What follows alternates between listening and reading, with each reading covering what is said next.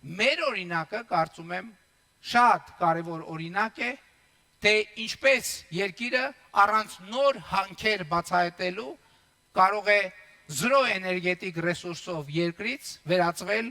անսահմանափակ էներգետիկ ռեսուրսներ ունեցող երկրի, ինչպես կարող է երկիրը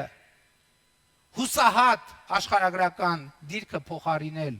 հուսավառ աշխարհագրական դիրքով, որը ըստ էության առանցքային նշանակություն կունենա երկրի կայունության, խաղաղության, զարգացման եւ անվտանգության համար, որովհետեւ այստեղ կարեւոր է շատ նաեւ անվտանգության գործոնը, այն նախագիծը, որը մենք ներկայացնում ենք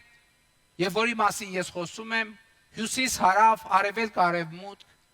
հուսալի ճանապարհ դառնալը, այդ թվում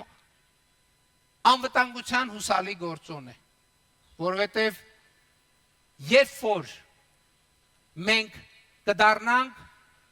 եւ մենք այսօր արդեն դառնում ենք այդպիսի երկիր, որը իր տարածաշրջանում, իր միջավայրում, իր հարևանության հետ, որովհետև սա էլ է շատ կարևոր, որովհետև ասել, որ Հայաստանի Հանրապետությունով է անցնում արևելք, արևմուտք, ամենակարճ ճանապարհը, այդ նշանակում է ասել, որ Ադրբեջանով է անցնում արևելք, արևմուտք ամենակարճ ճանապարհը, Թուրքիայով է անցնում արևելք, արևմուտք ամենակարճ ճանապարհը, որովհետև չի կարող արևելք եւ արևմուտք ամենակարճ ճանապարհը անցնել Հայաստանով, բայց չանցնել Ադրբեջանով, անցնել Հայաստանով, բայց չանցնել Թուրքիայով։ Եվ հենց սա է ընկալման փոփոխությունը, որ մենք, ինչպես եւ ընդունված է ասել,